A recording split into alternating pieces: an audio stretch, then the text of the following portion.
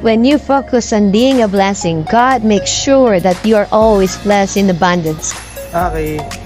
So yun, galing lang natin ng Kainta at meron tayong miniling pagkain. Siyempre, marami pagkain dito sa Kainta. Kaya dadali na lang natin to at titingnan natin kung meron tayong mapagbibigyan ito sa kalsada na kailangan.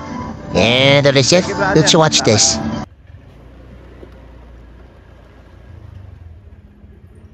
So yun, wala pa rin tayo nabibigyan. Pero galing na tayo sa Kainta. Nag-Christmas na tayo doon. So ang problema na natin ito, pagkain na ito na malamig na. Pwede pa naman siguro to.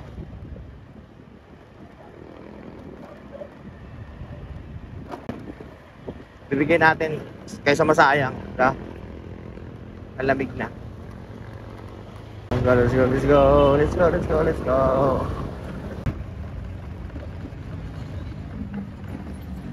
Eto, traffic dito sa may junction at nahanap pa rin tayo ng mabibigyan. So yung scene na to is parang nakita ko yung may mga bata na naglilimos. Ayun, so nakita ko yung batang yun. So doon ko sila binigyan ng pagkain. Yun lang naman kasi kayang nating ibigay. Wala naman tayong ganung kalaking pera.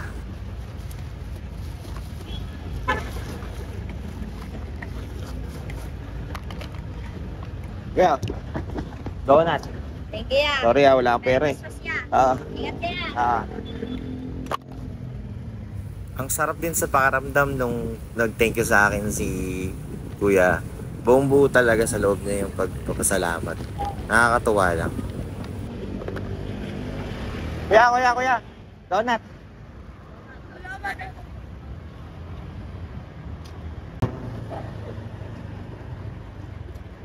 Brother, nag-almusal ka na?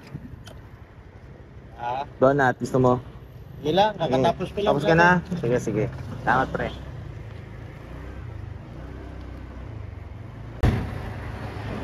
Lalampas na sana ako dito noon.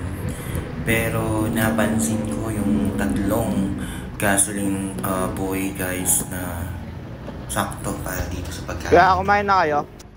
Tapos na kayo kumain? Sa inyo na lang to. Hindi ko nakain eh. Salamat, boss. Salamat ah. Marami yan. Thank you, kuya. Yan lang, yun lang pera. Okay, sir. Salamat po. Thank you. Pagsaluan nyo na lang, 3 yan. Opo, sir. Salamat. Sige po. Ang sarap pagbigay, lalo na pagbukal sa loob mo yung pagbibigay. Hindi yung napilitan ka lang bigyan kasi nakita mo yung estado ng tao at saka mo na lang siya binigyan. Iba pa rin yung God is giving you blessing tapos you're sharing it to others.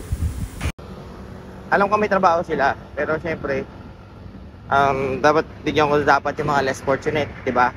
Pero parang may umano sa akin na sa kanila ko na lang ibigay kasi yun nga 56 na tapos di pa sila nakain. So meron silang pagkain, chicken, meron doon lumpia, meron doon pizza kariman, tapos meron din tong donut na ilang ba donut yun.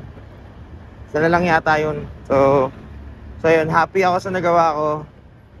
And Merry Christmas sa lahat kasi ginagawa ko tong vlog na to ng Christmas Day 25 guys.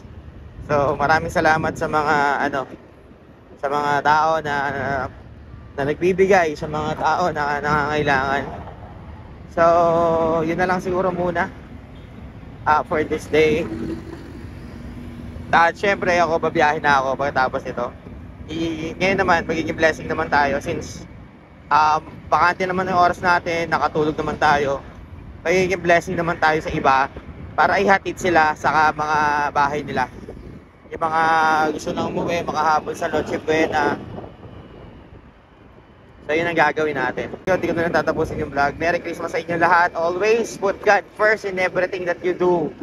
Ayun, talaga. Sobrang kahit anong problema dumating sa buhay mo, magiging matatag ka pagkasama mo si Lord or pagkasama mo siya. Yan ang tatandaan. And that is it guys. Ito na ang inyong Kuya Edward and nagsasabing laging tandaan, dasal lang sandata, poprotektahan ka, gagabayan ka, at hindi ka iiwan ni Lord kahit kailan. And yun lang po. Bye-bye God bless sa inyo lahat. Ingat lagi. So, yun, Negra pasok. At ayun nga guys, so please like, follow, share, subscribe nyo yung si Kuya Edward, Facebook, Instagram, TikTok, at saka YouTube. At sa susunod na mga videos namin, mas palalo pa ka namin kayo pasasayahin, bibigyan ng inspirational videos at lahat-lahat.